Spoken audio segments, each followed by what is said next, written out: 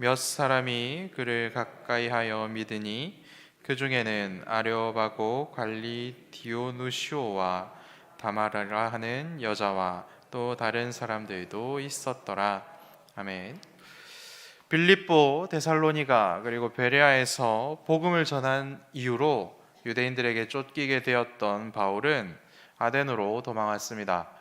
아덴에 와서도 바울은 굴하지 않고 복음 전하는 일에 계속해서 열심을 냅니다. 그래서 오늘 본문엔 이곳 아덴 사람들에게 설교하는 내용이지요. 아레스바고는 아레스산의 바위 언덕이라는 뜻입니다. 고대 아테네의 귀족 중심의 법정이 열렸던 곳이다라고 구글에서 검색하시면 사진이랑 같이 볼 수가 있습니다. 그래서 바울이 이곳에 오기 전 400년 전에 이곳에서 소크라테스가 사형 판결을 받기도 했습니다. 사진을 보시거나 아니면 직접 갔다 오신 분들은 아시겠지만 이곳 느낌이 마치 아차산 올라가다 보면 나오는 팔각정 주변이랑 굉장히 비슷하게 생긴 것을 볼 수 있습니다. 팔각정 주변은 색깔이 좀 노란빛이고 이쪽은 좀 돌들의 색깔이 좀 흰색 빛인 것 말고는 크게 차이가 없습니다. 교역자들과 함께 아차산에 올라갈 때면 꼭 팔각정 주변에서 쉬게 됩니다. 왜 그러냐면 너무 힘들기 때문에 그렇습니다. 거기 앉아서 좀 쉬고 물도 마시고 바람도 좀 쐬고 이러면서 먼저 가신 분들은 조금 더 오래 쉬고 그리고 나중에 올라오신 분들 기다리고 그리고 거기서 또 이야기도 하고 또 이렇게 사진도 찍고 뭐 이렇게 합니다.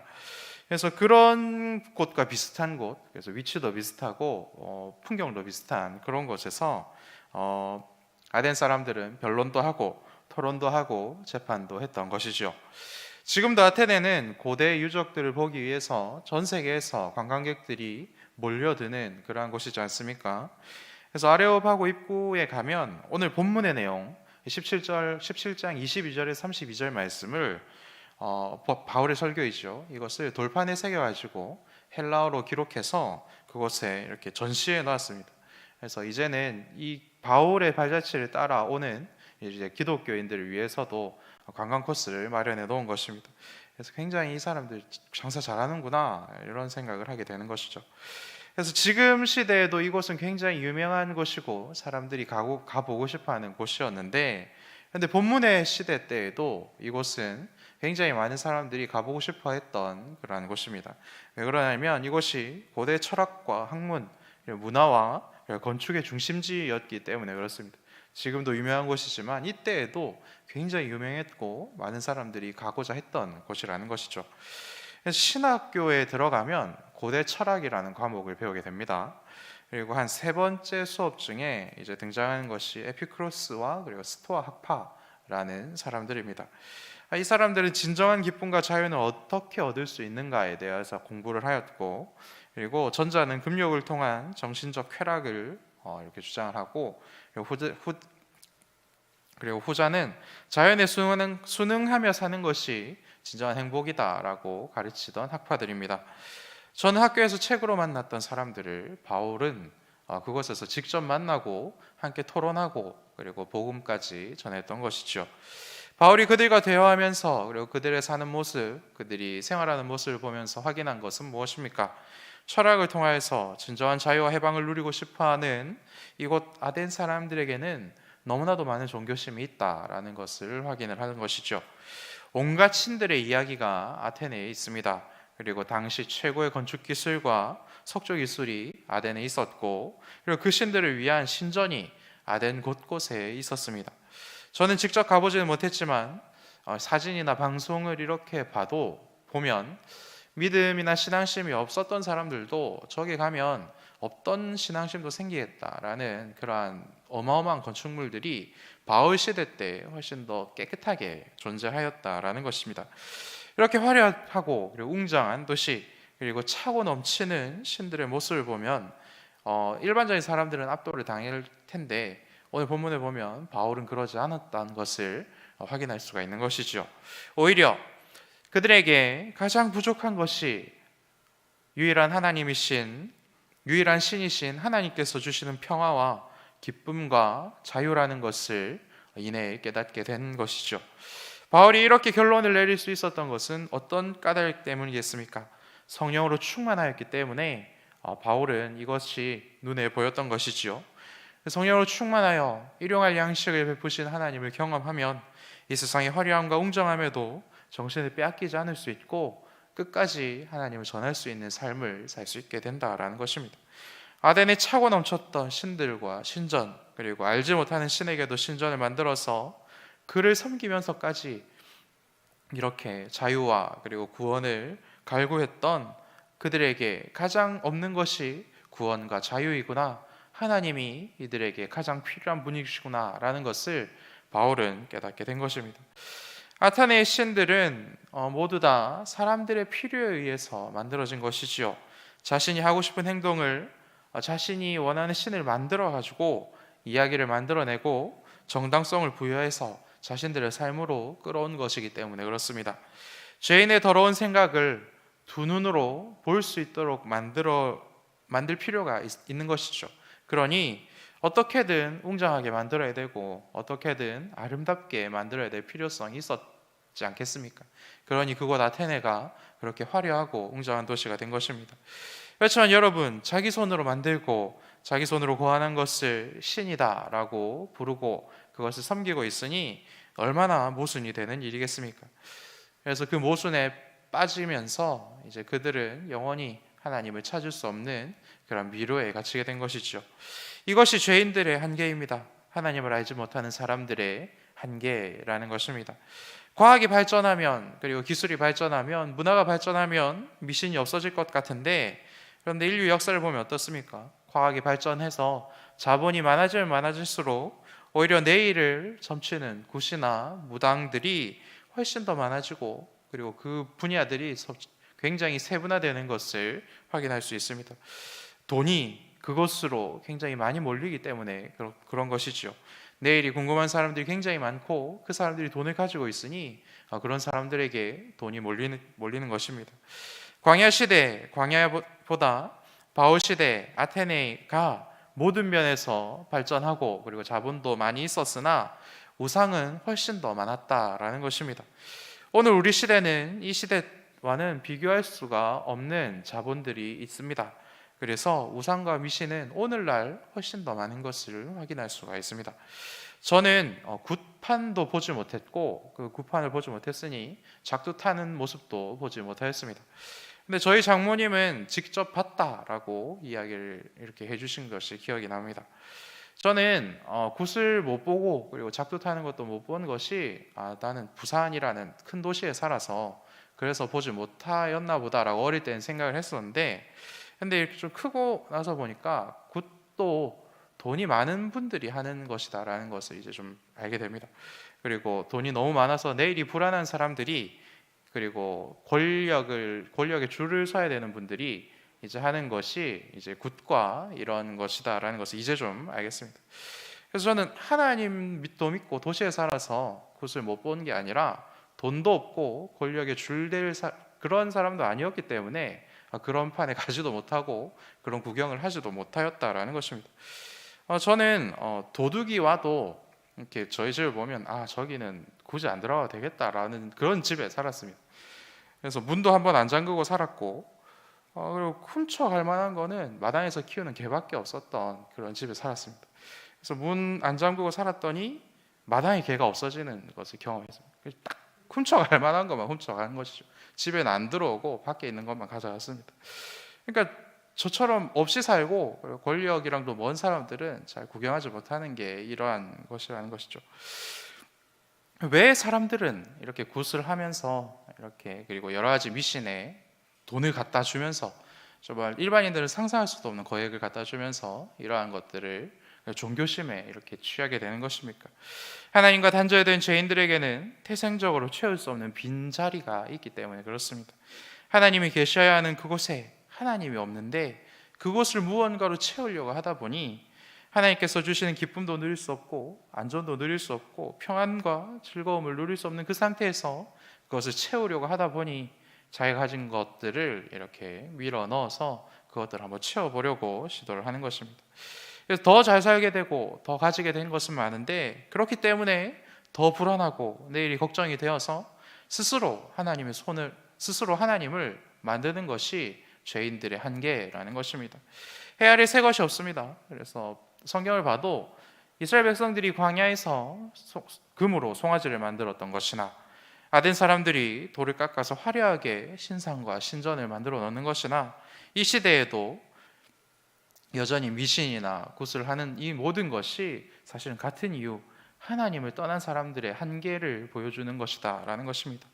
그래서 종교심은 충만하지만 나를 찾아오시고 나에게 말씀하시는 유일하신 하나님, 나의 죄를 용서해 주시고 영원한 생명을 주시는 하나님을 찾지 못하고 만나지 못하고 알지 못하고, 그리고 그러한 기회를 접하더라도 완강하게 거부하기 때문에 이러한 것들을 채울 길이 없고 계속해서 미로에 빠진 채로 삶을 살 수밖에 없다라는 것입니다. 왜 그렇습니까? 하나님은 내 마음에 드는 신이 아니기 때문에 그렇죠. 내 마음에 들고 나에게 필요한 신을 내 손으로 만들 수 있고, 그러한 돈이 있고 힘이 있고 능력이 있으면 얼마나 신이 나겠습니까? 무수히 많은 우상을 자기의 손으로 만드는 죄인들, 아덴 사람들의 마음과 동일한 죄인들이 하나님을 받아들일 수 없는 결정적인 이유는 하나님은 회개를 말씀하시는 분이시고 또한 죽음 뒤에 부활을 약속하시는 분이시다라는 것이 오늘 본문에 기록되어 있습니다.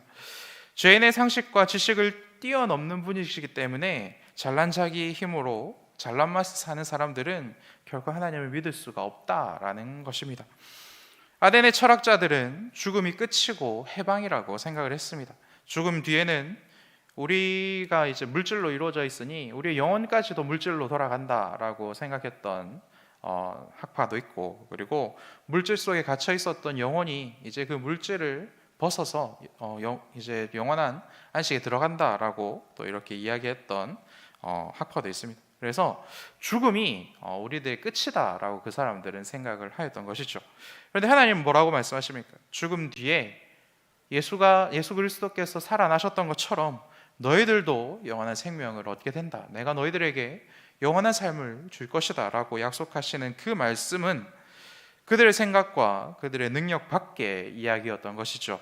그들이 감당할 수 없었던 말입니다. 그래서 그들은 하나님을 이렇게 받아들이지 못한 것이죠. 그리고 또 하나님 회개를 말씀하시는 분이시기 때문에 그들은 받아들이지 못한 것입니다. 여러분, 회개는 무엇입니까? 먼저는 죽어 있었던 나의 영혼을 하나님께서 살려주시는 행위이지 않습니까? 회개하기 위해서는 예수 그리스도의 영으로 충만해야 되고, 그 예수 그리스도의 영으로 충만하여 성령께서 나의 예수를 주장하셔야지, 나의 생각을 주장하셔야지 내가 하나님을 떠난 너무나도 완벽한 죄인이었구나라는 것을 깨닫게 되는 것이고, 그것을 고백할 때 하나님께서는 우리의 죄를 용서해 주는 것이죠. 그리고 그렇기 때문에 회개는 내 영혼을 살리는 행위입니다. 그리고 두 번째로 회개는 이제 관계를 회복하는 행위입니다. 내 죄 때문에 하나님과 단절되었습니다. 그리고 나는 하나님 없이는 살 수 없는 사람입니다라고, 그리고 예수님을 통하여서 내 죄를 하나님이 용서해 주셨습니다. 하나님 감사합니다. 그리고 하나님 용서해 주세요라는 것이 1차이고, 그래서 기본적으로 회개는 내가 잘못한 것을 사과하는 행위이지 않습니까? 사과는 대상이 있어야 한다라는 것입니다. 그래서 하나님께 사과를 잘하는 사람, 하나님께 회개를 잘하는 사람, 진짜 회개를 하는 사람들은 사람들에게도 하나님께서 우리들에게 주신 가족들, 그리고 성도들, 그리고 우리 주변의 이웃들에게도 사과를 잘합니다. 이것이 굉장히 어렵지만 결국에는 해냅니다. 왜 그렇습니까? 나도 용서받은 적이 있고 하나님께, 그렇기 때문에 내 죄가 무엇인지 알고 있고, 내가 잘못한 것은 사과해야 된다라는 것을 하나님과의 관계를 통하여서 배우기 때문에 그렇습니다. 그리고 그 어려운 사과를 해냄으로 용서와 사랑을 우리가 서로 나누게 되고, 그것을 통해서 관계가 더욱더 견고하고 아름답게 만들어져 가는 것이죠. 그런데 이러한 것을 거부하는 사람들, 내가 여전히 나의 주인인 사람들, 내가 무슨 잘못을 했나? 그리고 내가 돈이 이렇게 많은데 돈으로 다 해결할 수 있지, 내가 힘이 얼마나 센데 뭐 충분히 경찰 막을 수 있지, 이렇게 사는 사람들, 자신이 삶의 중심인 사람들은 어떻겠습니까? 온 세상의 주인이신 하나님과 관계 맺는 것을 본성적으로 거부하는 것이죠. 하나님이 이래라 저래라 하는 것이 불편하고 싫은 것입니다. 그리고 예수님 때문에 예수님 말씀대로 사는 것도 굉장히 불편하고, 성령께서 내 속에 들어와서 역사하시는 것도 굉장히 싫은 것입니다. 그래서 하나님과 관계를 맺지 못하는 사람, 하나님께 끝까지 회개 안 하는 사람들은 사람들과도 절대로 이러한 사과와 용서받는 일을 할 수가 없는 것이죠. 끝까지 버티고 법원 판결이 나도 뭐라고 얘기합니까? 이 나라 법이 이상해서 죄 없는 사람을 죄인으로 만든다라고 이야기하고 끝까지 잘못했다고 하지 않습니다. 그러면 결과는 어떻게 되겠습니까? 관계는 파괴되는 것이고 사랑과 용서도 그의 인생에서 결코 누릴 수가 없게 되는 것입니다. 우리가 먼저 회개해야 하는 이유는 아까도 말씀드렸듯이 성령으로 충만하여 우리가 죄인이다라는 그 사실을 성령께서 알게 하시고 그것을 고백할 수 있도록 성령께서 말씀하시기 때문이고, 그리고 두 번째 이유는 하나님께 사과하고 용서받고 용납받은 사람이 사람들도 용서할 수 있고 용납할 수 있고 사랑으로 품어줄 수 있기 때문에 그렇습니다. 교회나 가정, 공동체가 건강한지 살아있는지 아니면 죽어있는지를 확인하려면, 그리고 이 교회가 사과와 그러려면 이 교회가 사과와 용서의 공동체인지, 한 번 원수는 대를 이어서 계속해서 원수로 지내는지 그것만 보면 되는 것이죠. 우리가 하나님께 회개하고 사람에게 사과하지 않으면, 그리고 하나님께 용서받은 그 기쁨으로 용서를 구하는 사람을 용서하는 놀라운 것을 경험해 보지 못한다면 우리가 말하고 행동하는 모든 것이 무수히 많은 신과 신전을 만들어 놓고서도 불안해하고 그리고 영원한 자유를 누리지 못하였던 아덴 사람들과 같은 불안한 삶과 불안한 그러한 것들을 계속해서 누릴 수밖에 없는 그런 미로에 갇혀 있는 상황이다라는 것을 우리는 깨달아야 합니다. 기도하겠습니다. 그리고 힘내십시오. 하나님께서 도우십니다. 뭐 이런 말들도 사실 하나님 믿어서 하는 위로나 성령께서 주시는 위로가 아니라 내가 만든 신에게 절하면서 여전히 불안감에 사로잡혀서 내 아이의 삶을 내가 인도해 나가는 아테네 사람들과 같은 삶을 누리고 있는 것과 같은 것입니다. 이러한 어려움과 이러한 죄악에서 우리는 벗어나야 하는 것입니다. 그렇지만 우리 힘으로 할 수 있는 것이 아니기 때문에 쉽지 않은 일입니다. 하지만 하나님께서는 이러한 모든 말씀들을 우리들에게 이미 알려주셨고 바울을 통하여서 이곳 아테네에서 설교도 하게 하시고, 그리고 바울의 설교가 동일하게 기록되어서 아레오바고에 이렇게 전시되어 있는 것이 아니겠습니까? 그래서 그 말씀을 읽고 그 말씀대로 하나님을 모시고 그 하나님의 말씀대로 사는 사람들은 이러한 복과 은혜를 누릴 수 있는 것이고, 끝까지 하나님의 말씀을 거부하는 사람들은 이러한 하나님의 은혜를 누릴 수가 없는 것입니다. 사랑하는 서울시민교회 성도 여러분, 하나님 믿는 믿음이 있다면 이미 우리는 하나님께 용서받은 자라는 사실을 기억하시기 바랍니다. 그렇다면 우리는 이미 성령으로 충만하다라는 증거이기도 합니다. 그렇다면 매일 매 순간 아주 사소한 것들도 하나님께 사과하고 용서받는 그런 귀한 복을 누리며 살아가시기 바랍니다. 그러면 하나님께서 매 순간 용서해 주시고 너무나도 귀하게 우리를 여겨주십니다. 그리고 그 기쁨과 그 평안함으로 하나님께서 나에게 주신 모든 사람들에게도, 가족들에게도, 성도들에게도 사과하시고 사과를 받아주시고 사랑으로 품어주십시오. 그러면 성령께서 우리 가정과 교회를 더욱 평안하게 만들어주시고 살아서 역사하는 교회로 만들어주실 줄로 믿습니다. 오늘 주신 말씀을 붙들고 함께 기도하겠습니다. 하늘에 계신 우리 아버지의 이름을 거룩하게 하시며 아버지의 나라가 오게 하시며 아버지의 뜻이 하늘에서와 같이 땅에서도 이루어지게 하소서. 오늘 우리에게 일용할 양식을 주시고 우리가 우리에게 잘못한 사람을 용서하여 준 것 같이 우리 죄를 용서하여 주시고 우리를 시험에 빠지지 않게 하시고 악에서 구하소서. 나라와 권능과 영광이 영원히 아버지의 것입니다. 아멘.